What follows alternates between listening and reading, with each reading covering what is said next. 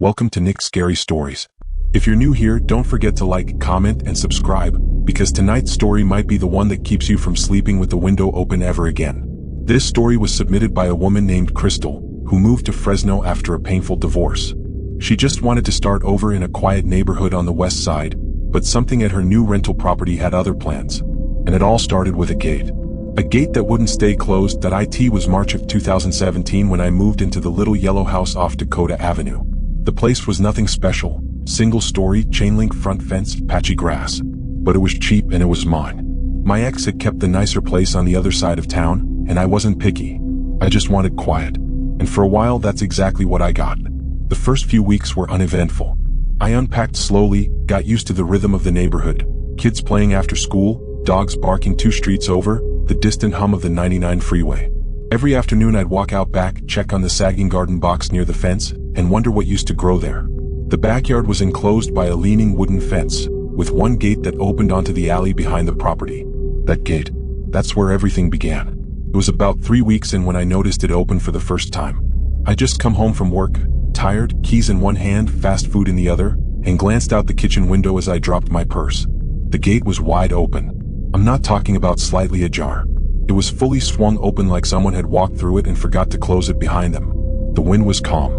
No signs of damage or tampering. I went out, closed it, and made a mental note to fix the latch. But the next morning, open again. From that point on, it became routine. I'd close it, secure it, wedge a cinder block against it, and somehow, it would still be open by morning. I even tried putting a bungee cord around the post. Didn't matter. And that's when I started hearing things at night. It was subtle at first. The creak of wood. A low click, like metal shifting. One night, around 11:30, I was in bed scrolling on my phone when I heard the sound. Creak. The unmistakable groan of the gate swinging open. I froze. Then came the footsteps. Slow. Crunching across gravel. Someone, or something, walking from the back gate to the house. No voices. No animals. Just feet on stone. I turned off the lamp and stayed still. The sound stopped just outside my bedroom window. I held my breath for what felt like a full minute. Then silence. I waited another 5 before daring to peek out. No one was there. But the next morning when I went to let the dog out, I noticed something on the back door window. A smudge. Not just a dirty spot. A handprint. Small. Child-sized. Pressed into the glass like someone had leaned in and watched me from outside. I didn't sleep the next night. The gate stayed shut, but I was rattled. I told myself it could have been a neighbor's kid or maybe some prank. But something about the quietness of it, the carefulness, it didn't feel human.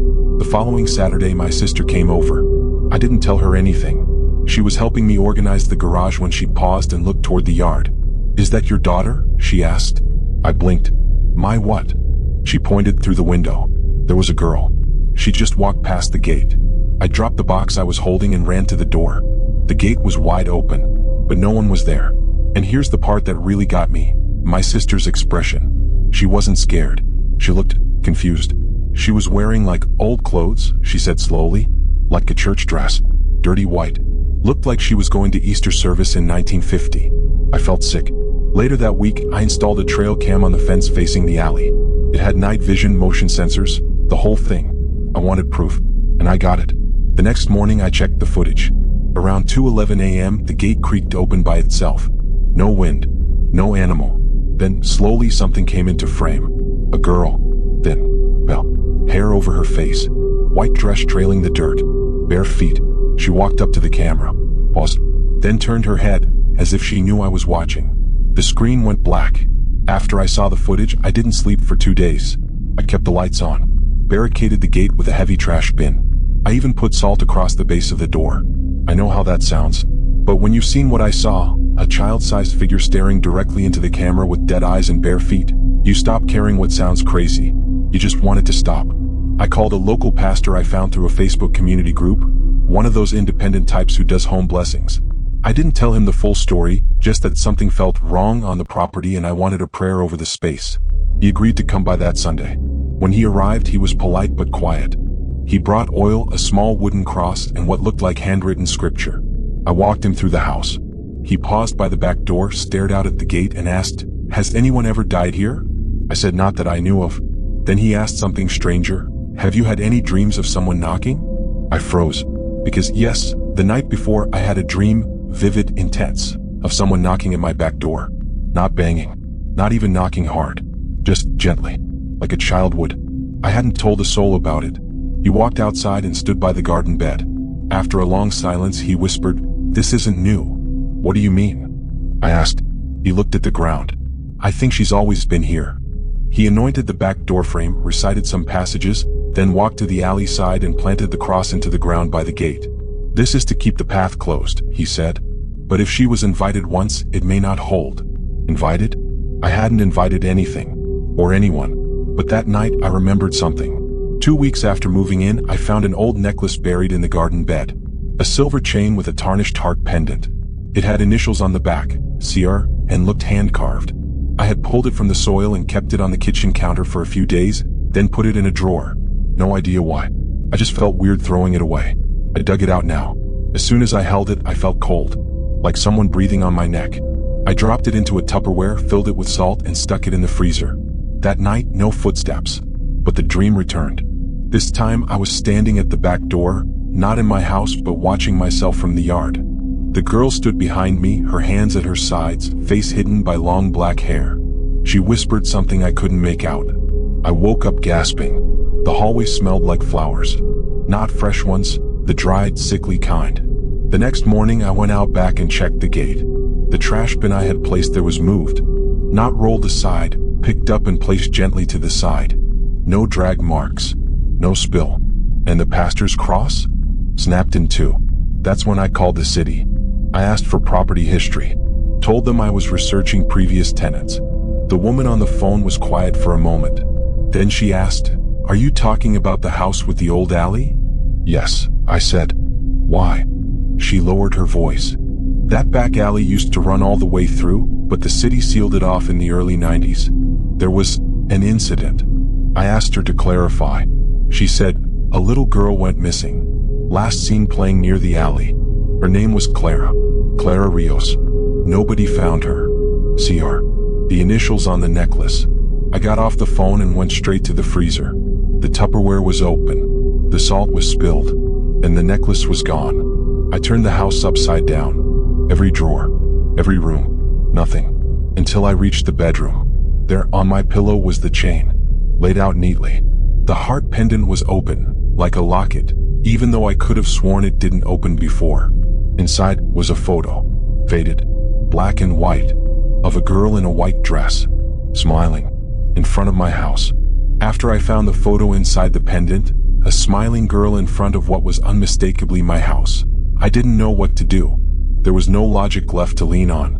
I couldn't tell myself it was a prank or a coincidence or my imagination. Not anymore. She was real. And she had been here before me. I decided to seal the gate permanently. I didn't care if the landlord approved. I was going to pour cement if I had to. I went to the hardware store, bought a steel latch, heavy-duty screws, and a padlock that could stop a car. By that afternoon, the gate was secured. I even nailed chicken wire along the outer edges just in case. When I was done, I stood in the yard, sweating in the heat, staring at the crooked fence line, and whispered to no one in particular, "Stay out." That night, I heard nothing. No creak. No footsteps. No breathing. Just silence. I finally slept through the night, the first full night of sleep since I'd moved in. But that morning, something was different. Not wrong exactly, just off. You ever walk into a room and feel like it's been touched? Like the air is heavier? Like you've missed something important? That's what it felt like when I entered the kitchen. The smell was stronger now, dry roses and dust. And there, sitting on the center of the kitchen table, was the lock. The one I had installed just yesterday. The screws were still attached. Still in place, not twisted out. Not broken. As if the wood had opened around them and let them go. I picked it up slowly. It was cold. The pendant sat beside it, closed again. This time I left the house. I got in my car and drove until I reached a diner just outside Clovis. I sat in a booth and cried. I must have looked like a mess because the waitress brought me free coffee and asked if I was okay. I told her, in half-truths, that something strange was happening at my place near Dakota Avenue. She paused like she recognized something. Then she asked, "Is it near the old alley they blocked off?" I nodded. She set down the coffee slowly. "My grandma used to live in that area," she said. She told me a story once about a girl who vanished behind the fence. People left things for her, toys, food.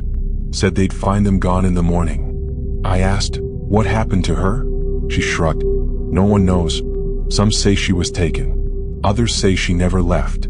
The waitress left without saying anything else. I stayed in that booth until dark. When I came home, the yard was silent. But as soon as I stepped inside, I knew. She was no longer at the gate. She was inside. I found muddy footprints on the hallway floor. Not large ones. Small. Like a child's.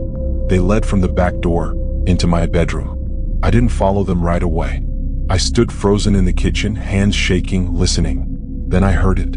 Humming. Faint. Childlike.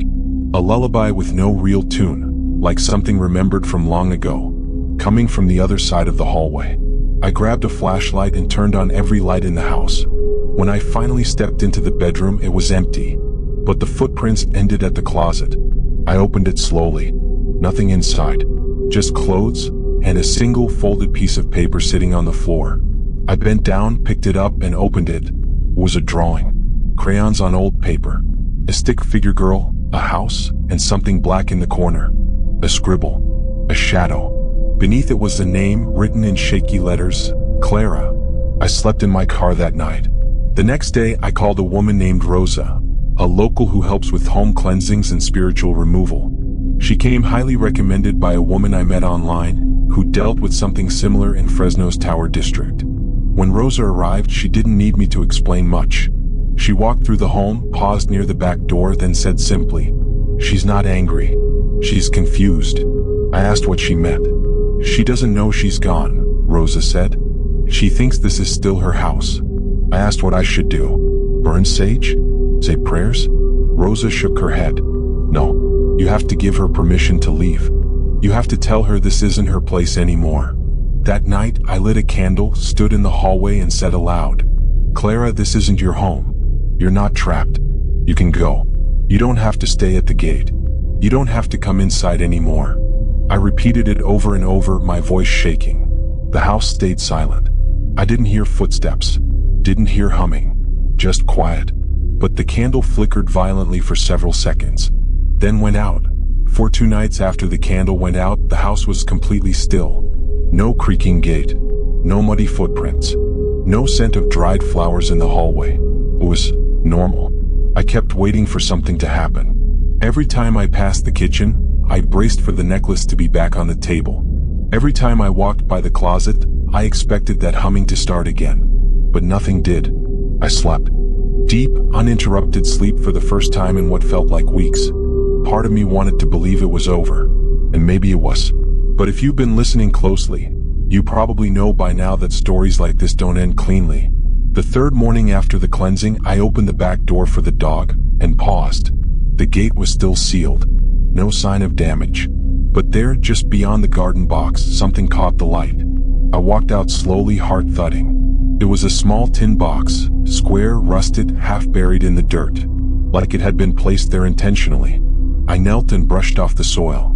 Inside were 4 things. A tiny pair of shoes, cracked and weathered. A pressed flower, brown, crumbling at the edges. A folded photo of a woman I didn't recognize. And a child's drawing, this one newer, brighter, drawn with crayons in red and green. It showed the same house, the same stick figure girl, but this time she wasn't alone. She stood in front of the house, and beside her was something tall, too tall in fact. A figure drawn in black crayon, completely filled in. No face, no features, just an outline, and long arms reaching to the ground. That night I called Rosa again. When she arrived, she didn't even step inside. She looked at the photo, the drawing, and said quietly, "That's what she was warning you about." "Warning me?" I asked. "She wasn't trapped here," Rosa said. "She stayed to keep something else out." The temperature dropped then. I don't mean metaphorically, I mean I saw my breath inside the house. In June, we walked through the house together, checking each room. Nothing seemed different, until we got to the attic door. I'd never opened it, never needed to. It was a narrow pull-down stair in the hallway, warped slightly with age. Rosa paused beneath it, then said, "We need to open it." I didn't want to, but I reached up and pulled the cord. The stairs creaked down, and cold air, sharp, stale, spilled from the opening. Rosa climbed first. I followed, flashlight in hand. The attic was dry and bare. Insulation poked from the corners and dust choked the rafters. But in the center was a circle of small objects, dolls, trinkets, and inside the circle, ashes. No fire damage, no burn marks, just a pile of gray-black dust. Rosa didn't touch anything. She just whispered, "This was a ward." "Hey, what?" "A trap. Something kept in place." And then she pointed to the wall. Scratched into the wood, not carved but clawed, were 5 marks. It splintered, like something had tried to pull itself free, and failed. We left the attic in silence. That night I dreamed again, but it wasn't Clara. I was floating above my house looking down. The backyard was empty. The house was dark, and something was standing at the gate. Tall, thin, faceless. It turned its head up like it could see me hovering, and it smiled. No mouth, just the impression of a smile, stretching across where its face should have been. I woke up gasping, drenched in sweat. The attic stairs were down again. I hadn't touched them. I didn't go back up. The next morning I went out back with the tin box. I buried it beneath the garden bed, deep past the roots, wrapped in salt and sage and sealed in cloth.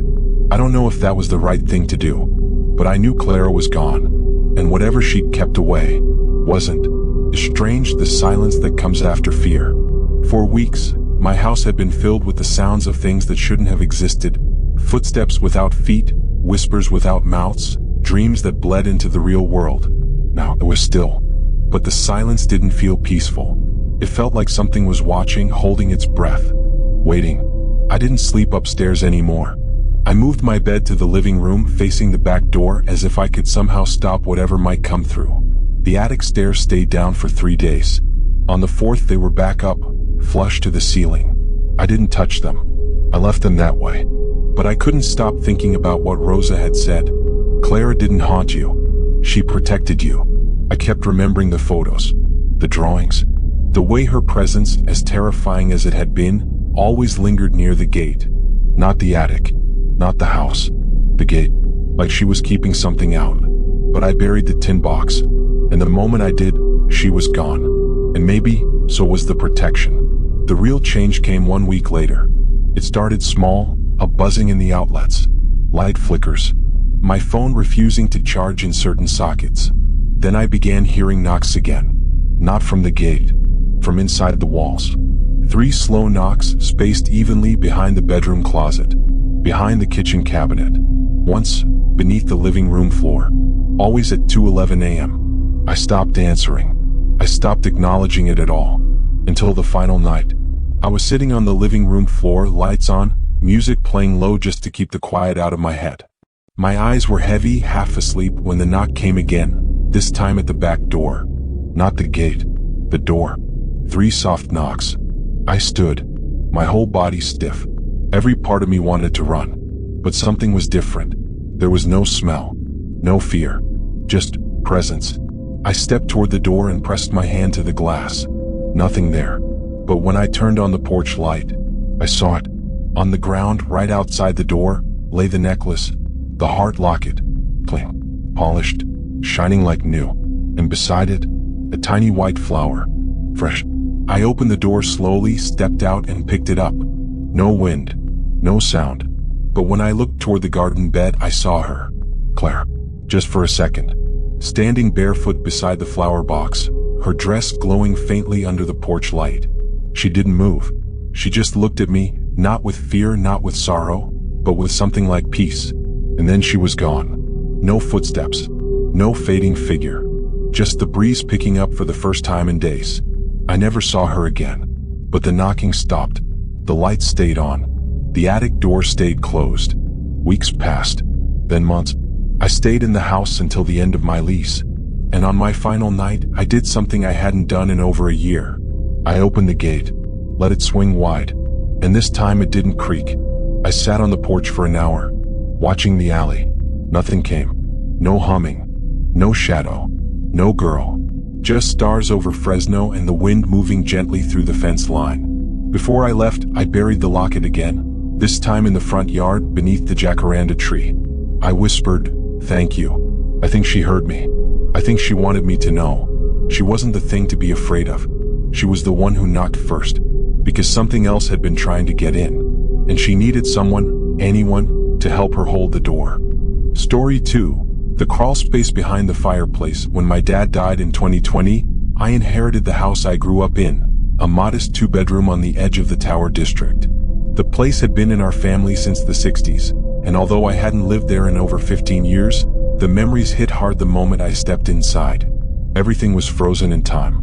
Same shag carpet, same kitchen tiles, even the little felt duck still tacked to the laundry door. But the air felt heavier now, still, like the walls had been holding their breath for decades.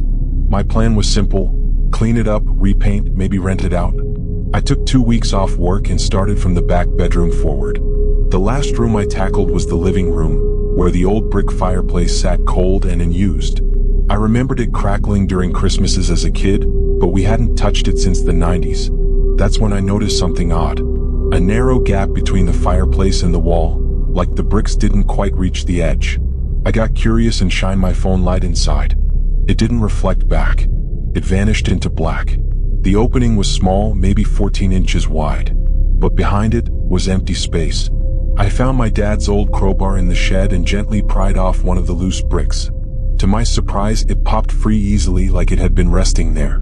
Behind it was plywood, old and brittle. I pulled back another brick, then another. Within 10 minutes, I had uncovered a small rectangular door, maybe 3 feet tall, nailed shut. No hinges, no handle, just 4 thick rusted nails holding it in place. I stood there for a long time, heart pounding, crowbar in hand. Then I pulled the nails. The wood groaned and fell forward, revealing a hollow space, dark and cool. I crawled inside with my flashlight. The crawl space extended behind the fireplace for about 8 feet before opening into a square chamber. That's when I saw it. A mattress on the floor, thin, molded into the shape of a child's body. Beside it, a doll, face cracked, hair missing. And on the far wall, a crayon drawing taped to the wood. It showed a house. My house. And standing in front of it, holding hands, were 2 stick figures. One tall, one small. I backed out, heart hammering. I didn't sleep that night. The next morning, I returned to the crawl space. The drawing was gone. In its place, taped to the wall, was a new one. Same house, same figures. But now there was a third figure, drawn in black, larger than the others, looming behind the house with arms that stretched to the roof. I sealed the fireplace, nailed the bricks back in, repainted, told myself I imagined it. But that night, I woke to the sound of breathing. Not mine. It came from the living room. I crept down the hall and peeked around the corner. The bricks were on the floor. The little wooden door stood open. And on the carpet was the doll. I moved out the next day. Story 3. The 111 knock. We moved into our house in southeast Fresno in early 2018. It was a single-story ranch near Clovis Avenue. Not new, but clean, quiet, with enough space for our 6-month-old daughter and a dog. We were first-time buyers, hopeful, naive. And if I had known what that house would do to us, I never would have signed the papers. It started with the knocking. Always at 1:11 a.m. The first time, we were already awake. Our daughter had been colicky that week and we were up feeding her. The knock was soft, 3 taps, evenly spaced, coming from inside the wall behind the crib. We both heard it. I paused. My wife froze. Then it happened again. Knock, knock, knock.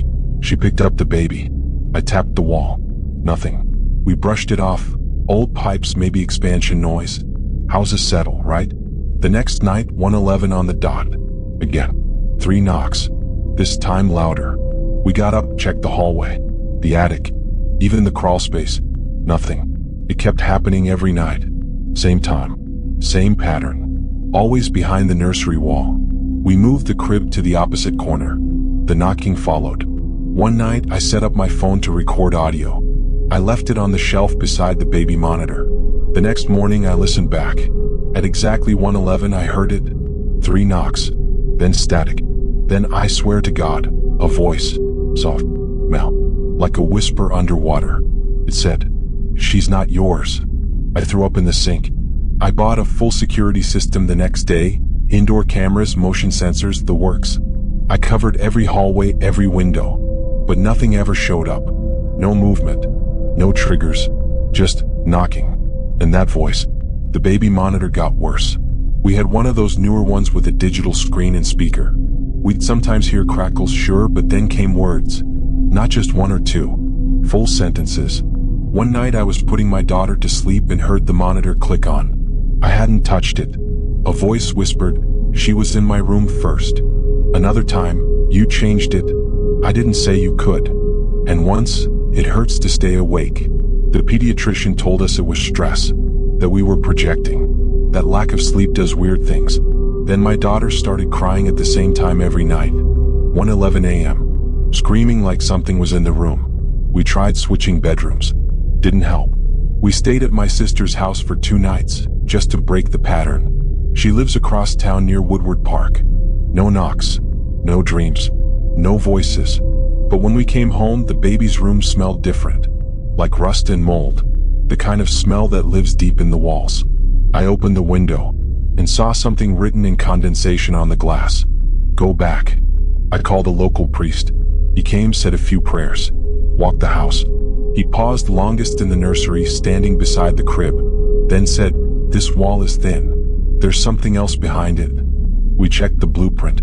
There wasn't supposed to be anything there. But when we knocked, carefully, the sound changed. Hollow. A void. I tore out the drywall the next day. Behind it was a narrow crawl space, maybe 2 feet wide, covered in dust.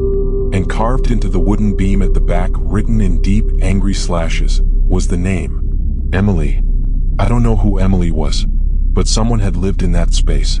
And from the look of the tiny mattress, the toys, and the faded dress crumpled in the corner, they had never left. I sealed the wall, covered it in sage, painted over it. But on our final night, before we decided to sell, the baby monitor glowed one last time. And a voice said, "If she grows up here, she won't be yours anymore." We moved in with my in-laws while we looked for a new place. We sold the house at a loss. I never told the new owners. But sometimes when I check the Zillow listing, I notice something strange in the photos. There's a mirror in the nursery now. And in the reflection? Story 4. The lantern in the cellar. Back in 2016, I rented a small farmhouse off Shaw Avenue, near the edges of Fresno County, where the streetlights thin out and everything smells like dry dirt and walnut trees. I was between jobs, staying alone, just looking for quiet and cheap rent. The house had been sitting empty for a while. The owners were out of state and only used it seasonally, so they were happy to let me stay for a few months. It was plain. 1 bedroom, sloped porch, wind chimes that never moved. But it backed up to orchards, and the closest neighbor was a 1/4 mile away. That's what I liked, or thought I did. The weird stuff started in the second week. I was fixing up the shed behind the house when I noticed something strange in the yard. A square of cement with a metal ring in the center. Like a hatch. It was half covered by leaves and dirt, but the moment I saw it, I knew it didn't belong. The owner never mentioned a cellar. I texted him and asked if I could open it. He replied with just 3 words. "Do not open." No explanation. Nothing else. Now, I probably should have listened, but I've always been the kind of guy who needs to know. And the way that hatch sat in the ground, flush, quiet, like it had been forgotten, I couldn't stop thinking about it. So that night after dark, I went back with gloves and a crowbar. The hatch popped open easier than expected. Underneath was a ladder leading into a pitch-black chamber. It didn't smell like a basement, no mildew, no rot. It smelled warm, like dry heat and smoke. I dropped down with a flashlight. The space was square, maybe 12 by 12, with stone walls and a dirt floor. But what got me was what was inside. A table, a chair, and a lantern. The old kind, brass and heavy, with a thick glass globe. It was already lit. I froze. No one else was supposed to be here. I scanned the room, no movement. Just that flickering light and shadows stretching long and crooked across the walls. And above the chair on the wall was a series of tally marks. Dozens of them. Maybe hundreds. Some deep and angry. Others faint. All scraped into the stone by hand. I backed up the ladder and sealed the hatch. Didn't sleep that night. The next day I texted the owner again. I asked what the cellar was, who had built it, what it was used for. No reply. That night I dreamed of the room. Not from above. From inside. Sitting at the table, staring at the lantern. In the dream, the flame never moved. No flicker. No sound. Just burning. So constant. The next morning I checked the hatch again. Still sealed. But beside it was something that hadn't been there before. A handprint in the dirt. Small. Clean. Pressed like someone had knelt beside the hatch and laid their palm there. I told myself it was just old marks disturbed when I opened it. But later that day I noticed something worse. Inside the house on the hallway wall. Tally marks. 5 scratched into the paint. I hadn't put them there. And that night at exactly 3:15 a.m. I heard the sound. Zerark. Like metal moving. A latch lifting. I looked out the window. The hatch was open. Lantern light flickered from beneath. I didn't go out. I just watched. And after a while, the light went out. When I finally got the courage to return, the lantern was still there. Still warm. Still full of oil. But I'd never filled it. And taped to the glass was a note, written in rough handwriting. Someone has to keep the flame. I moved out the next day. Didn't take the deposit. Didn't lock the door. But I still dream about that room sometimes. And when I wake up, I swear I smell smoke. And see faint orange light shining through the vents in my bedroom floor. Story 5. The one in the mirror. In 2022, I moved into a studio apartment just off Blackstone Avenue. It was a cramped second-floor unit above a closed-down dry cleaner, but it was all I could afford. The building was old, warped stairs, paper-thin walls, a busted mail slot that never stayed closed. But it had a bathroom, a kitchen, and a lock on the door. I didn't ask for more. There was one feature I actually liked. A full-length mirror bolted to the back of the closet door. It was a little tarnished at the edges, but clear enough. I used it every morning before work. Every night before bed. The first time something felt wrong, I brushed it off. I was brushing my teeth, glancing at the mirror behind me when I noticed a lag. Barely a second. I turned my head, and for a split second my reflection didn't. It just stood there. Then it caught up like a video buffering. I stared at it for a long time, toothbrush frozen halfway to my mouth. Eventually I laughed it off. Lack of sleep. Weird angle. I went to bed. But it got worse. A few nights later, I woke up to a sound, a light tapping like fingernails on glass. I sat up, eyes adjusting in the dark. The sound was coming from the closet. I stood, turned on the lamp, and opened the door. The mirror was fogged over, like someone had breathed on it from the inside. I wiped it with my sleeve. And underneath the fog were finger streaks. Not fingerprints. Streaks. Long vertical drags like a hand had slowly slid down the mirror. I slept on the couch after that.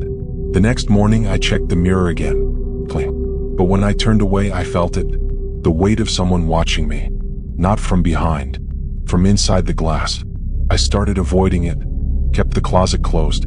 Dressed in the hallway. Brushed my teeth by the kitchen sink. But one night I heard the laugh. Not loud. Not mocking. Just wrong. It came from the bathroom. I opened the door slowly. The lights were off. But in the mirror, faint and silver, I saw myself. Only I wasn't holding the doorknob. I was smiling. And blinking far too slow. I slammed the door shut. The mirror cracked that night, just a small fracture across the corner. I didn't touch it. Didn't try to fix it. But every time I walked past the closet, the crack seemed bigger. And then came the message, written in reverse. Across the fogged glass. Just 3 words. Let me in. I called my landlord, told him something was wrong with the mirror. He said, and I quote, "Oh, you saw her too?" I froze. "What do you mean?" He sighed. "That mirror's been here since before I bought the building. Every tenant sees her eventually." Her? He said, "The version of you that doesn't want to stay on the other side." That was the last conversation I had in that apartment. I packed everything and left that night. Didn't wait for daylight. Didn't leave a note. I moved in with a friend across town and never went back. But 3 days later I got a package in the mail. No return address. Inside was a broken shard of mirror. And on its surface, scratched with something sharp, were the words, "I'm closer now."